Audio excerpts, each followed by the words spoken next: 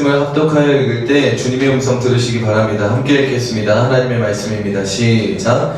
좋은 소식을 전하며 평화를 공포하며 복된 좋은 소식을 가져오며 구원을 공포하며 시온을 향하여 이르기를 내 하나님이 통치하신다 하는 자의 산을 넘는 발이 어찌 그리 아름다운가. 아멘. 시작. 이르시되 때가 찼고 하나님의 나라가 가까이 왔으니 회개하고 복음을 믿으라 하시더라.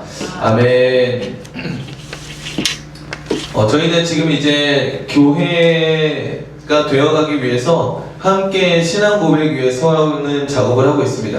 그래서 지금 이제 교회가 무엇인지 그리고 성경이 무엇인지 오늘 세 번째로 복음이 무엇인지 이렇게 살펴보게 되고요. 교재로 만들어서 지금 여러분들께 나눠드렸는데 이걸 눈으로 보셔도 되고 또 따라 적으셔도 됩니다. 네. 오늘은 복음입니다. 여러분 복음에 대해서 들어보신 적이 있죠? 복음이 무엇인가? 복음이란 무엇인가? 오늘 좀 나눠보고자 합니다. 먼저 우리 지난 시간 성경에 대해서 좀 살펴봤죠? 성경이 말하는 핵심이 뭐냐라고 하면 여러분 뭐라고 얘기하실래요? 성경이 말하는 핵심이 무엇입니까? 라고 한다면 다양한 얘기들이 나올 거예요. 착하게 살아야 됩니다. 교회를 다녀야 됩니다. 예배를 잘 드려야 됩니다. 구원받아 예수 믿고 구원받아 천국 가야 합니다. 하나님께 영광 돌리는 삶을 살아야 합니다. 뭐 이런 것들이 나올 것 같아요.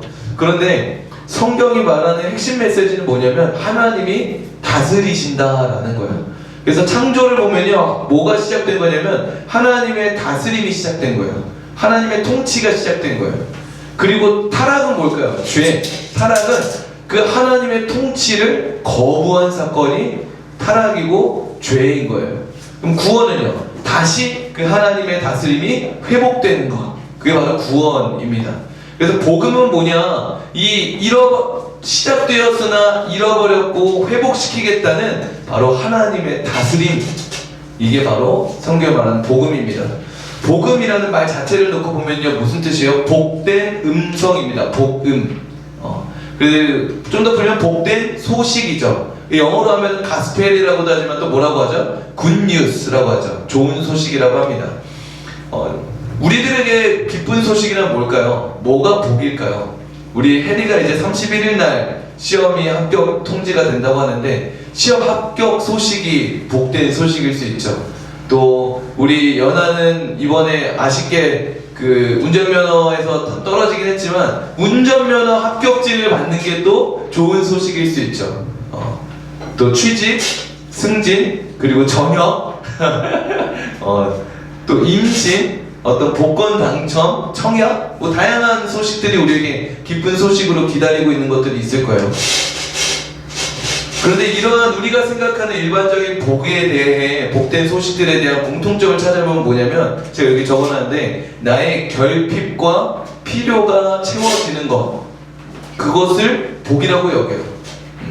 내가 원하는 어떤 필요 또는 내 어떤 결핍을 채우는 어떤 그 도구, 그게 돈이 될 수도 있고 사람이 될 수도 있고 취직이 될 수도 있고 성공이 될 수도 있고 다양한 게 있죠. 근데 그 모든 것들은 결국 무엇을 채우기 위함이냐? 내 필요와 내 결핍을 채우기 위한 도구들이다라는 거예요. 그럼 성경이 말하는 복은 뭘까? 성경이 말하는 복음이 뭐냐라고 말하면 여러분들 뭘 얘기하시겠습니까? 머릿속으로 한번 상상해 보세요. 성경이 말하는 복음 무엇인가요? 하면 예수님, 십자가, 부활, 하나님 나라, 영생 뭐 이런 것들이 나올 거예요. 근데 앞서 얘기했죠? 복음은 뭐라고요? 하나님이 다스리신다입니다. 다스리신다. 이걸 좀 같이 좀 살펴볼 텐데 이 복음이라고 하는 단어가 이걸 좀 유식하게 하나 알고 계세요. 이 헬라어, 그리스어, 고대 그리스어로 유앙겔리온이라고 합니다. 따라해볼까요? 유앙겔리온.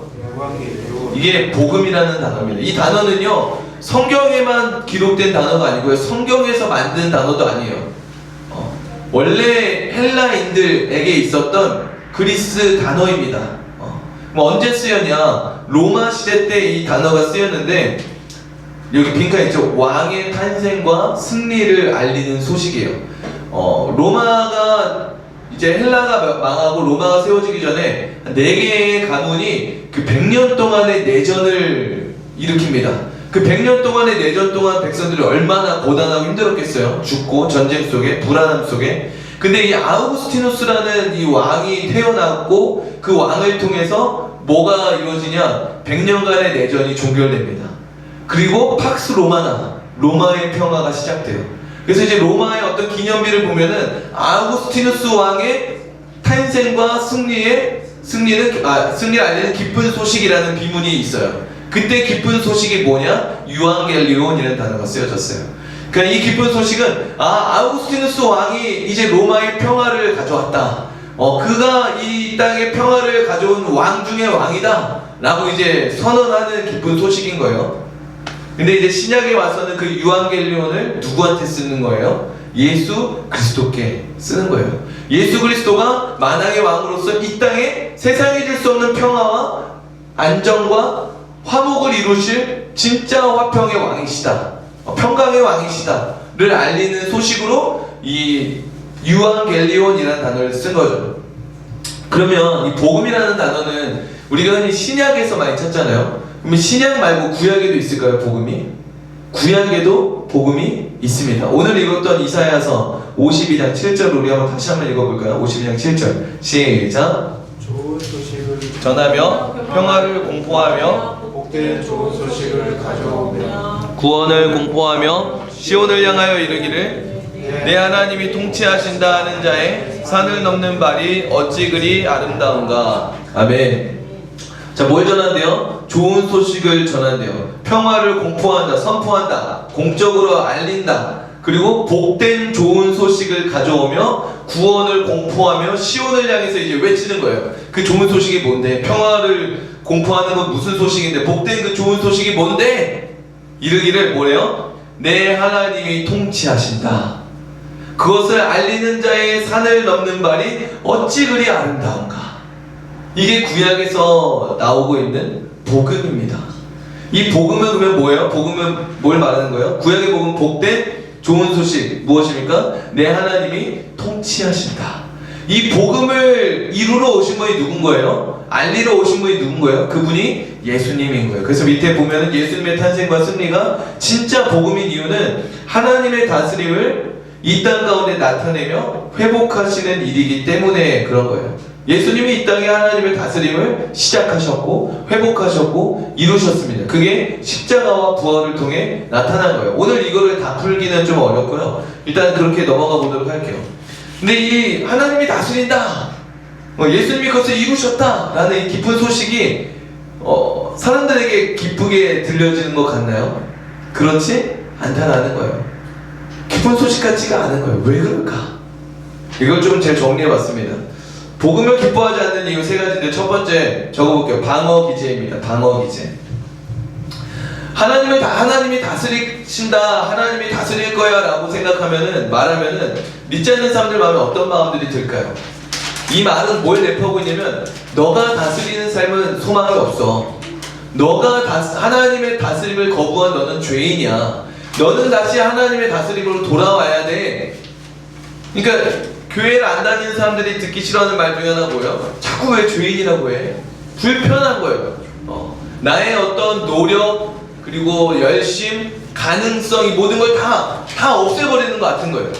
너가 해서 아무것도 안 돼. 네가 다스린다고 너의 삶은 행복할 수가 없어. 자꾸 나의 노력과 내가 이룬 것들과 내 앞으로의 가능성들을 막 다 짓밟는 것처럼 들리는 거예요. 그러니까 방어 기제가 발동해서 싫은데? 난 필요 없는데? 라고 하면서 그것을 기쁘게 듣기보다는 불쾌해하고 불편해한다라는 거예요.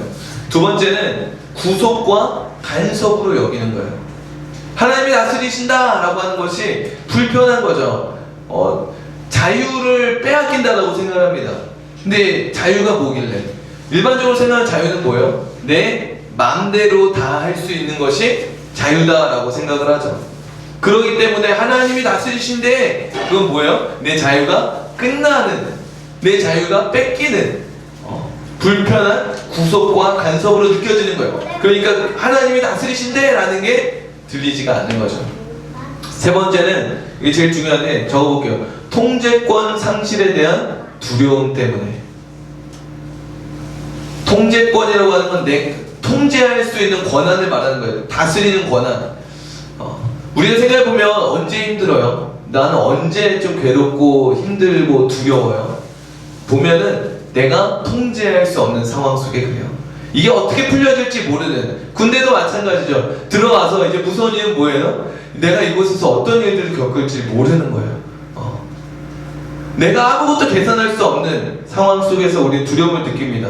어떤 상황 속에서 여러분들 좀 그런 걸 느꼈나요? 저는 생각해보면은 육아를 하면서 그게 제일 컸던 것 같아요. 그러니까 그 전까지 내 삶을 내가 다스린다고 생각이 한 번도 없었는데, 육아를 하면서부터 그때는 육아 이전의 삶은 내 중심적인 나를 위한 삶이었었구나, 오롯이 나를 위해 살 수 있었던 시간들이었구나 라는 생각이 들었어요. 반대로 얘기하면 육아가 시작되면서 내 삶은 아무것도 없는 것 같은, 내 마음대로 할 수 있는 건 아무것도 없을 것 같은, 잠도 제대로 못 자, 아무것도 내 마음대로 못해, 오로지 어린아이의 생활 패턴에 모든 걸 다 따라가야 되는데, 심지어 내가 쌓아왔던 커리어와 노력과 수고들도 다 뒷전이 돼버리는 것 같고, 내가 쌓아온 인정과 명예도 유지하기보다는 이제 아이 때문에 그것들 다 잃어버리는 것 같고, 그러니까 어느 순간에는 죄송한 얘기고 미안한 얘기지만 이 아이가 나의 삶을 방해하는 것 같은 느낌도 느껴지더라라는 거예요. 그리고 제일 무서웠던 게 그거죠. 내가 평생 이러고 살아야 되나?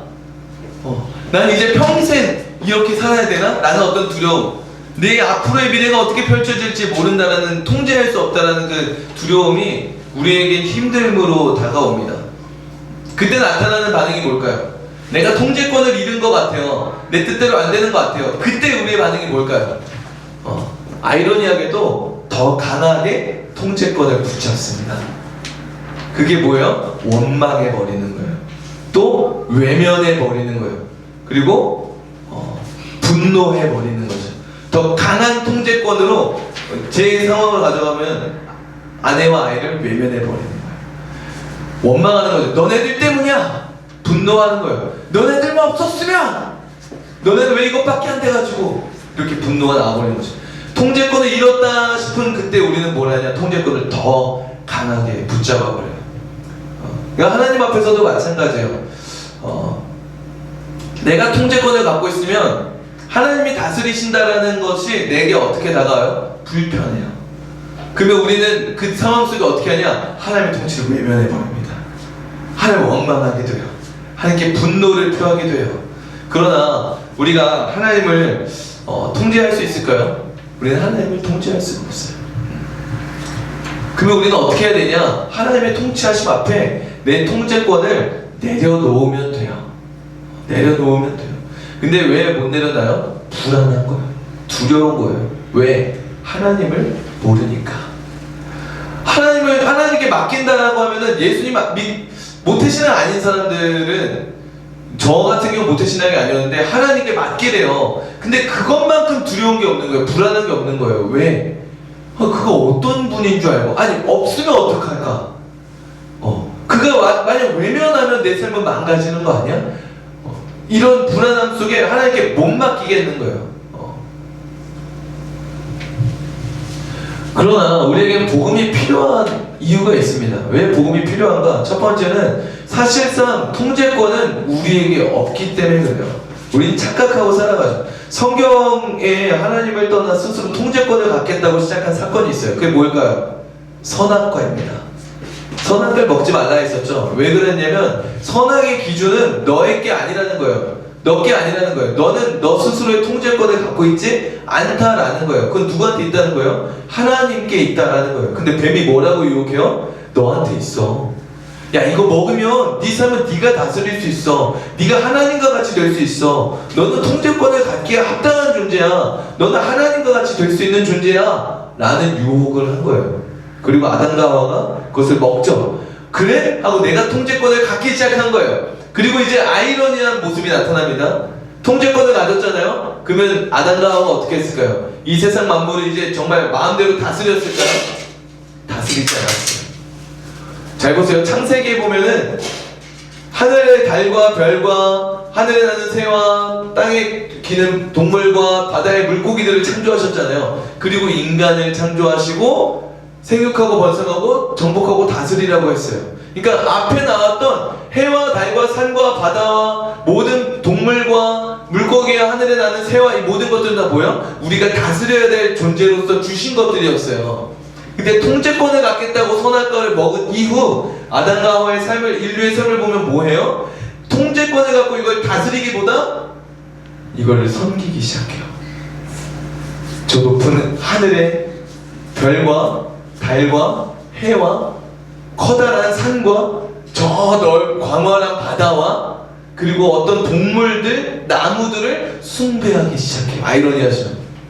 통제권을 갖겠다고 했었던 인간들이 선악과를 먹고 나서 뭐하냐? 통제권을 잃어버리고 뭐하고 있는 거예요? 만물을 숭배하고 있는 거예요.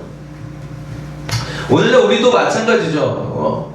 우리도 내가 내 삶을 다스린다고 생각해요. 그리고 내 삶을 내가 다스리겠다고 하면 살아가요. 그러나 우리가 통제권을 갖고 있다고 생각하나요? 내가 결정하고 있다고 생각하나요? 아니에요. 우리를 지배하고 있는 게 있어요. 가장 먼저는 뭘까요? 문화와 유행이에요. 그 문화와 유행 속에 그게 예뻐 보여요. 그게 멋져 보여요. 그 유행과 문화를 벗어날 수 있는 사람은 사실 많지 않아요. 그러나 없냐? 있습니다. 유행을 따라가지 않는 마이웨이를 걸어가는 어떤 패션을 가진 사람들도 있죠. 자기 것을 좋아하는 사람들이 있어요. 그러나 그러면 그 사람은 누구의 영향도 안 받고 있냐? 그렇지 않아요. 해외를 나가보잖아요. 그러면 뭘 느끼냐? 아, 내가 한국인이었구나. 해외를 나가면 뭘 느끼냐? 한국 문화가 이런 거구나를 역체감하기 시작해요. 한국에 있을 때 몰라요. 그게 내 선택이고 내 성향이고 내 결정이라고 생각을 해요. 그러나 해외에 전혀 다른 문화권에 들어가 보잖아요. 아, 이건 한국인의 특징이구나 라는 것들을 느끼게 됩니다. 무슨 말이냐? 우리의 문화적 그 민족적 문화가 또 있다라는 거예요. 민족적 갖고 있는 성향들이 있다라는 거예요. 그거 아래 우리는 놓여서 살아가요. 그리고 또 뭐가 있어요? 그 위에 민족을 넘어 자본주의 시스템. 공산주의도 있겠지만 우리는 자본주의를 살잖아요. 돈이 있어야 행복하다라는 거예요. 이거를 절대 깨는 사람이 없어요. 깰 수가 없어요. 돈이 있어야 행복하대요. 그게 어쩌면 돈이 없어서 불행했던 경험인 것 같잖아요. 그러나 그렇지 않아요. 돈이 있어야 행복하다라는 것만 봐요. 그게 무슨 말이냐면 돈이 있어서 불행한 사람들의 케이스를 우린 잘 보지 않아요. 돈이 많았던 어떤 넥슨의 대표이사가 자살했대. 안타깝다 하고 외면하고 돈만 있으면 난 행복할 거야 하고 그 길을 또 가요. 마치 빨간색 선글라스 끼고서 빨간색이 보이지 않게 된 것처럼 돈만 있으면 행복해 하면서 돈 있어서 행복한 사람들만 봐요. 그렇게 쫓아가요. 그게 행복인 줄 알고. 내 선택인 것 같죠? 아니요. 자본주의가 우리한테 가르쳐 준 거예요. 중독도 마찬가지예요. 중독. 요즘 오늘날 중독이 너무 심해요. 이 도파민 중독이 심합니다. 저도 마찬가지지만 핸드폰 중독, SNS 중독, 유튜브 중독, 틱톡 중독, 드라마 중독, 그리고 이제 술, 담배 중독, 음란물 중독, 도박 중독, 그리고 마약 중독까지. 이 시대는 중독이 너무 많아요. 중독 상담센터가 계속 늘어나고 있어요. 중독 환자들이 너무나 많아지고 있어요. 내 삶을 내가 다스린다고 하는데, 내가 결정하고 내가 선택해서 내 삶을 가장 행복하게 이끌 수 있다고 생각했는데 우리의 삶은 어디로 흘러가요? 결국 내 선택이 중독의 길로 이끌어 가더라라는 거예요. 결국 우리는 무엇을 갖고 있지 못한 거예요? 우리는 통제권을 갖고 있지 않습니다. 그래서 우리한테 진짜 필요한 게 뭐예요? 누군가 선하게 통치해줄 통치가 필요해요. 그게 뭐냐? 복음이에요. 복음. 두 번째입니다. 결국 책임져 줄 이는 아무도 없다. 이것도 굉장히 중요해요. 사단은 얘기해요. 너 자신이 이 세상의 중심이야. 네가 네 삶의 주인이야. 네 마음대로 살아가는 게 기쁨이고 행복이고 자유야. 그렇게 얘기해요. 그래서 우리 보고 마음대로 살아가라고 얘기를 해요. 근데 그 결과에 대한 책임을 사단이 져줄까요? 져주지 않아요. 싹 입 닫고 모른 척하고 너가 결정한 거야. 무슨 말인 거냐면 교회 오면은 이런 얘기 하잖아요. 술, 담배 하지 마십시오. 음란물 보지 마십시오. 그리고 마약 중독 이런 것들 빠지지 않도록 깨어 기도하십시오. 이런 것들 얘기하잖아요. 내 뜻대로 하지 말고 하나님 뜻대로 할 수 있도록 기도하십시오. 이런 얘기들 하잖아요. 그러면은 아직 믿음이 없을 때 이런 반응들 생각해 본 적이 있지 않아요? 왜 못하게? 남들 다 하는데? 왜 나만 하지 말라고 해? 남들 다 하는데? 이렇게 생각하는 것들이 있지 않아요? 내 마음대로 해가지고 그걸 선택할 수 있어요. 그러나 그 행동에 대한 결과 또한 누가 책임져야 되는 거예요? 내가 책임져야 돼요. 누구도 그 책임을 대신 져주지 않을 거예요. 책임진다라는 게 단순히 내가 그러면 감당할게 정도가 아니에요. 책임진다의 뜻은 뭐가 있냐면 결과까지 짊어지고 또 해결하겠다라는 능동적인 태도를 책임이라고 얘기합니다. 그래서 그 드라마 뭐였지? 이태원 클라스 보면은 그 박세로이가 멋진 말을 하나요. 어떤 그 부잣집 막내 아들 한 명이 있었는데 걔가 저희가 책임질게요 하니까 머리를 딱 쓰다듬으면서 책임질 수 없기 때문에 어린아이인 거야 라고 얘기를 해요. 자기가 벌 받겠다고 책임지는 게 아닌 거예요. 그걸 해결할 수 있는 사람이 책임을 지는 거거든요. 해결할 수 있는 권한과 능력이 있는 사람이 책임을 질 수 있는 거예요. 자, 그러면 우리는 진짜 우리의 삶을 책임질 수 있을까요? 책임질 수 없는 한 가지가 있어요. 그게 뭐냐? 죽음입니다. 내가 죽으면 돼. 결국 내가 선택하고 죽는 건 내가 죽는 거잖아. 책임지는 게 아니에요.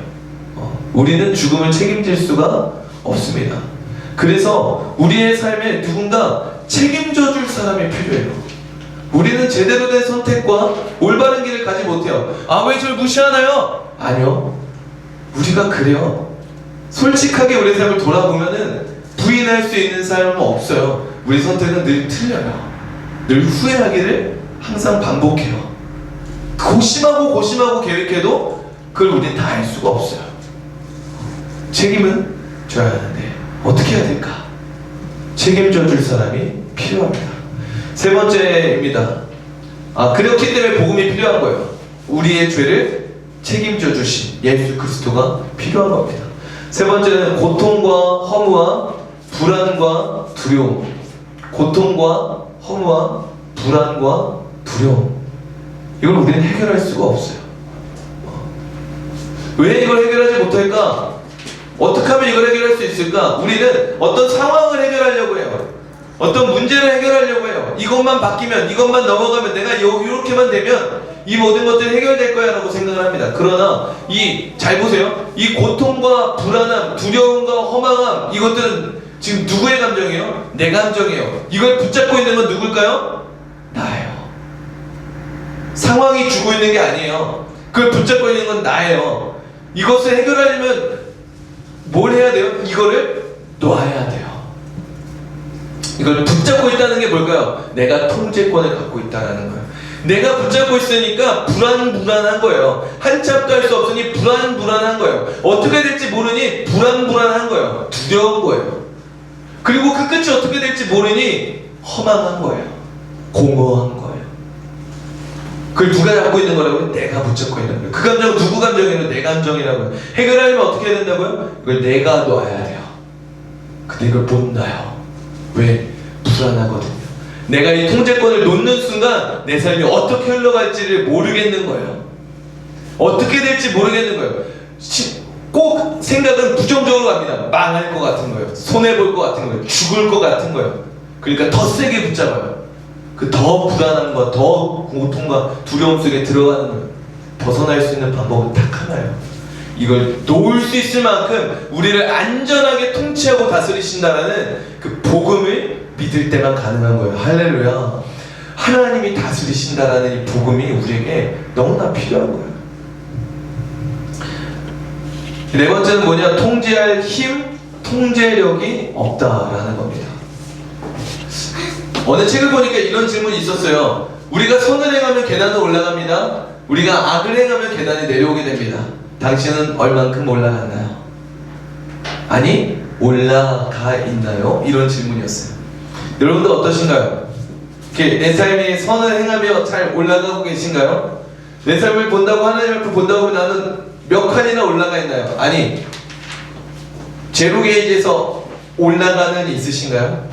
우리가 냉정하게 보면 우리가 잘한 일보다 못한 일, 우리가 잘하고 있는 선한 일보다 보이지 않게 쏘아서 하고 있는 악한 마음과 악한 일들이 훨씬 많죠. 우리는 아마 제로 게이지조차도 오르기가 어려울 거예요. 왜? 우리는 우리의 삶을 통제할 힘이 없기 때문에 그래요.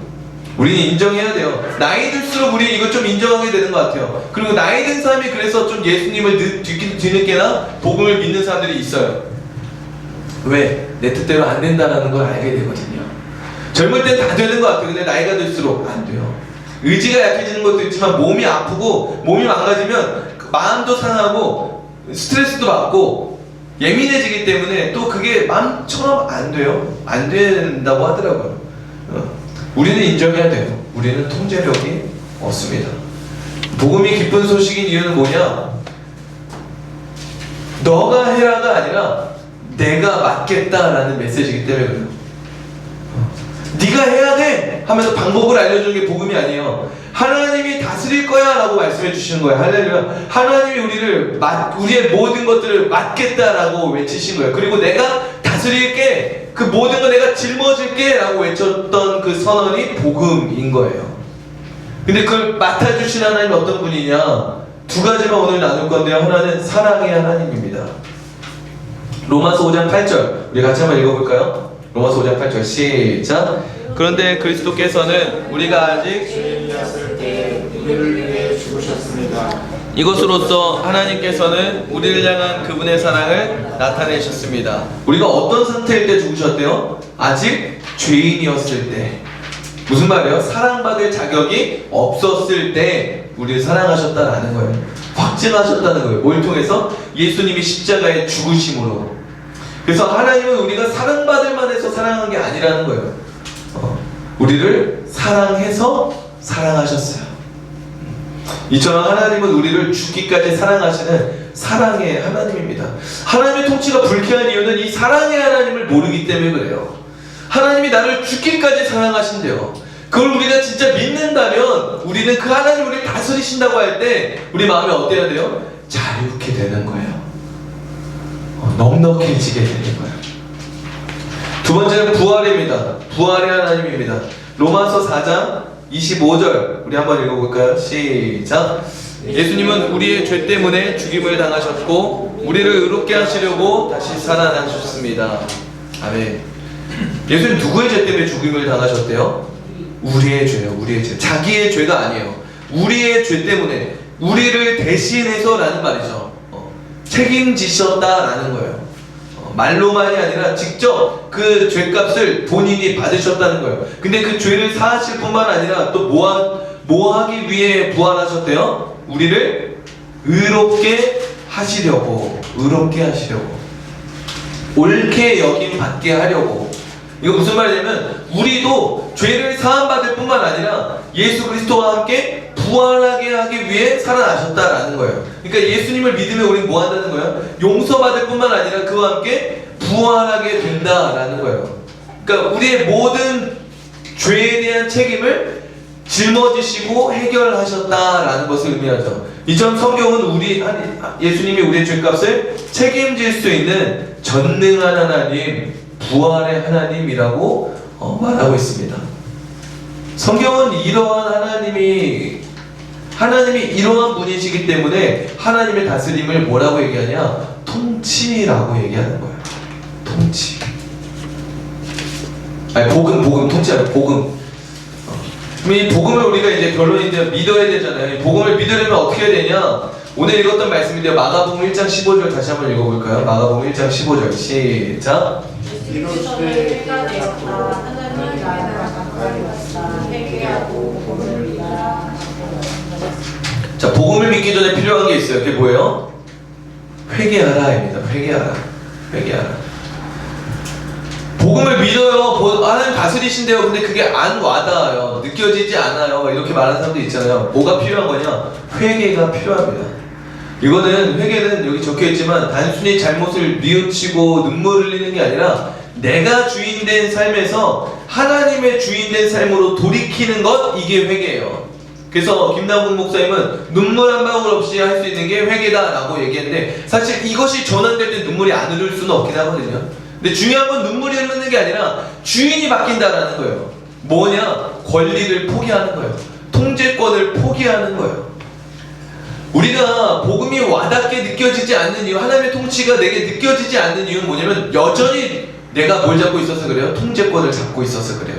그러니 하나님의 다스리심을 경험할 수가 없는 거예요. 뭐 하나 역사가 일어나도 내가 이렇게 했으니까 이런 일이 일어났구나, 원인과 결과를 해석을 하는 거예요. 그러나 통제권을 내려놓고 기도한다면 무슨 일이 일어났을 때 반응이 어떻게 나타나요? 하나님이 하셨구나, 하나님이 도우셨구나, 하나님이 이렇게 이끄셨구나, 이 고백이 나오게 되는 거예요. 그러면 뭘 경험하는 거예요? 하나님의 통치를 맛보게 되는 거예요. 하나님의 통치를 경험하게 되는 거예요. 그러면 어떻게 돼요? 복음이 너무 더 필요해지고 좋아지고 더 경험하고 싶어지는 갈망이 일어나게 되는 거예요. 그래서 여기 적어놨는데, 이처럼 통제권을 가지고서 하나님을 믿는 것이, 이거 굳이 안 얘기해도 될 것 같은데 한번 얘기하고 넘어갈게요. 통제권을 가지고서 하나님을 믿는 것은 하나님을 만족시켜서 보상을 받으려는 종교 생활이다. 그러나 신앙생활은 회개를 통해 하나님의 다스림을 경험하며 받은 은혜에 감사해서 내 삶을 드리는 것이다. 회개하지 않은 자는 종교 생활을 하게 될 거고요. 통제권을 내가 갖고 있으니까. 회개한 자는 신앙생활로서 하나님의 다스림을 경험하게 될 것이고 은혜에 감사하게 될 것이고, 그 사람이 뭐 하는 거예요? 마리아와 같이 향유 옥합을 깨트리는, 나를 드리는 삶을 살게 되는 거예요. 자, 이제 복음을 믿으면 그러면 우리가 어떻게 되냐? 복음을 믿으면 우리 안에 두려움과 불안과 걱정, 근심이 힘을 잃게 될 겁니다. 아까 얘기했죠. 그걸 붙잡고 있는 건 누구라고요? 나라 그랬어요. 내가 통제권을 갖고 있기 때문에 그랬다 그랬어요. 그런데 이제 사랑과 부활의 하나님을 믿음으로 통제권을 내려놓으면 이 두려움과 불안과 걱정, 근심은 이런 느낌이 들 거예요. 시들시들 이렇게 안개와 같이 희미해지는 것들을 경험하게 될 거예요. 예전에 그게 나를 지배하고 강력하게 얼굴이 뭔가 빡 있고 이게 사라지지 않은 각인된, 문신된 것 같은 느낌들이 있었다면, 하나님께 통제권을 내어드리고 복음을 믿고 통제권을 내어드리고 하나님의 통치를 경험하다 보면 이 두려움과 이것들이 점점 희미해져요. 그리고 이렇게 치워버릴 수가 있게 돼요. 정말로. 그러면 이게 사라지는 것들을 경험하게 됩니다. 언제요? 하나님의 통치를 구할 때, 하나님의 통치를 믿을 때, 하나님의 통치를 맛볼 때. 할렐루야. 그러면 나타나는 게 뭐냐면 두 번째가 기쁨이 회복됩니다. 같이 읽어볼까요? 마태복음 18장 3절 한번 읽어보겠습니다. 시작. 내가 너희에게 진정으로 말한다. 너희가 돌이켜 어린아이처럼 되지 않으면 하늘나라에, 어린아이와 같이 된다는 게 뭘까요? 어린아이와 같이 된다는 거는 기쁨이 회복된다라는 거예요. 기쁨이. 어른이 되면서 잃어버리는 게 있어요. 그게 뭐냐? 기쁨입니다. 기쁨. 왜 기쁨을 잃어버릴까요? 해야 될 일들이 너무 많아요. 통제권을 더 많이 갖고 있어요. 성인이 되는 거죠. 그러기 때문에 뭘 또 많이 줘야 돼요? 책임을 많이 줘야 돼요. 그러다 보면 이제 무거워져요. 그래서 기쁨이 사라져요. 어린아이와 같이 되라는 건 무슨 의미인 거예요? 통제권을 내어드리라라는 거예요. 수고하고 무거운 짐진 자들아 다 내게로 오라. 내가 너희를 쉬게 하리라. 여호와는 나의 목자시니 내게 부족함이 없으리로다. 내게 능력 주신 자 안에서 나는 모든 것을 할 수 있다. 이게 다 무슨 고백인 거예요? 통제권을 맡겨드린 고백인 거예요. 그게 어린아이인 거예요. 그 어린아이는 뭘 회복하게 돼요? 기뻐 뛰어다니게 돼 있어요. 세상 걱정 근심 하지 않아요. 될 거야 라고 믿고 기뻐하고 살아가요. 이게 하나님께 통제권을 맡겨드린 어린아이와 같은 성도의 모습이다라는 거예요. 기뻐하는 거. 그래서 넘겨서 시편 16편 11절도 같이 읽어볼까요? 시작. 주님께서 내게 생명의 길을 보여주셨으니 주님 앞에서는 나의 기쁨이 항상 넘치고 주님의 오른편에 있으면 언제까지나 기쁨을 맛볼 것입니다. 네. 내게 생명의 길을 보여주시는 하나님의 통치를 경험할 때 기쁨이 넘치고 나는 앞으로도 기쁨을 맛볼 거다라고 선언하고 있죠. 이러한 여러분들에게 소망합니다. 그리고 그러한 우리를 통해 뭐가 증거될까요? 복음이 증거되는 거예요. 제가 예전에 복음을 그렇게 가르쳤어요. 복음을 그렇게 외쳤어요. 교회를 열심히 봉사했어요. 복음이 증거됐을까요? 증거되지 않은 것 같아요. 왜? 저는 지금 여기 주름 생겨서 패치 샀는데 계속 이러고 있는 거예요. 교회 사역하고 돌아와서 아내가 이제 여보 왔어 하면 왔어. 너무 힘들어. 너무 피곤해. 설교 준비 너무 힘들어. 언제쯤 설교가 편해질 수 있을까? 저 사람은 왜 그러는 거야 도대체? 계속 인상. 죄송해요. 늙으면 인상이 얼굴에 남는다는데. 아무튼 패치 샀어요. 없어지기를. 아무튼 복음이 안전해져요. 그런 저를 보면서 역시 복음을 가진 자는 다르구나 라는 생각을 아내가 했을까요? 하지 않아요. 아이가 아빠를 보면서 역시 예수 믿는 사람은 다르구나 느꼈을까요? 느끼지 않아요. 뭘 느꼈을까요? 교회 다니면 피곤하구나. 교회 사역자 되면 저렇게 어렵구나. 사역하다 보면 사역자랑 살면 이렇게 힘든 거구나. 나는 아빠, 엄마처럼 사모는 절대 되지 않을래. 이런 일들이 이제 일어나는 거예요. 난 아빠처럼 목회자 되지 않을래. 이런 일들이 일어나는 거예요. 왜요? 내가 인상 팍 쓰고 있었잖아요. 보여준 게 없잖아요. 복음은 말로 가르쳐서 전해지는 게 아니에요. 언제 전해져요? 기뻐할 때. 할렐루야. 복음으로 인해 짜증나고 화나고 억울하고 속상하고 힘들고 손해보고 모든 게 무너진 그 상황에서도 복음으로 인해서 기뻐하고 있고 감사하고 있고 즐거워하고 있는 그 사람을 통해 복음이 증거된다라는 거예요. 할렐루야. 누가 영향을 받을까요? 누구한테 사람이 모일까요? 즐거워 보이는 사람한테 모여요. 고심하고 걱정하고 근심하고 막 있는 사람한테 가까이 가기 싫어요. 그냥 좀 바보 같아 보여도 나사 좀 고삐 풀린 것 같아 보여도 헤헤 히히 낙낙 웃고 즐거워할 줄 아는 사람, 그 사람 옆에서 사람들이 위로를 받고 힘을 얻고 정서를 풀고 영향을 받는다라는 거예요. 근데 무엇 때문에 그 사람이 웃고 있냐? 돈이 많아서 웃고 있는 것도 아니고 집안을 잘 만나서 그런 것도 아니고 사회적 지위가 높아서도 아닌데 오히려 나보다 가난하고 나보다 힘들고 어려운 상황이 있는데 이 사람이 이렇게 웃을 수 있는 것은 불가능할 것 같은데 예수님을 믿는 자로서 기뻐하고 감사하고 즐거워하는 저 모습을 보니 나도 예수 믿고 싶다. 이게 나오는 거예요. 예수님이 우리를 가르치는 선생으로 부르지 않았어요. 오히려 선생 되기를 두려워하라고 했습니다. 우리를 뭐로 부르셨어요? 증인으로 부르셨어요. 증인으로 부르신 이유는 첫 번째는 너희가 맛봐라 라는 거예요. 너가 먼저 맛을 봐야 돼 라는 거예요.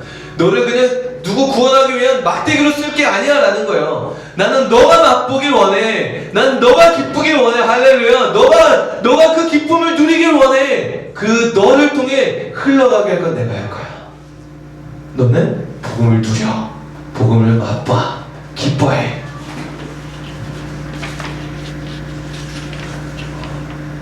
지금 여기 다 복음을 믿으니까 넘어가서 4.15 우리가 이제 복음을 믿는다면요 항상 기뻐하십시오. 쉬지 말고 기도합시다. 범사에 감사하십시오. 이거 어떻게 가능할까요? 통제권을 맡길 때 가능해요.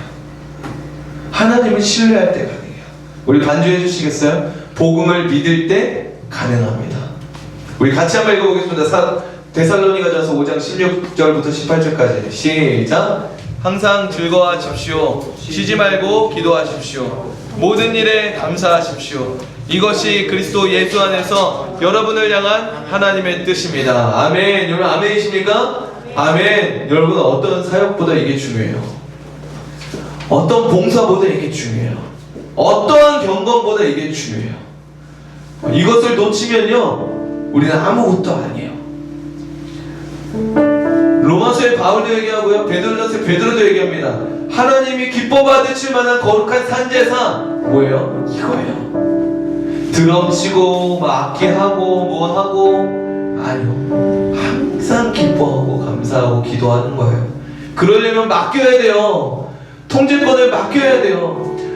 이게 어떻게 기뻐할 일이야? 맡기면 그가 이루실 것을 바라보며 기뻐하게 되는 거예요.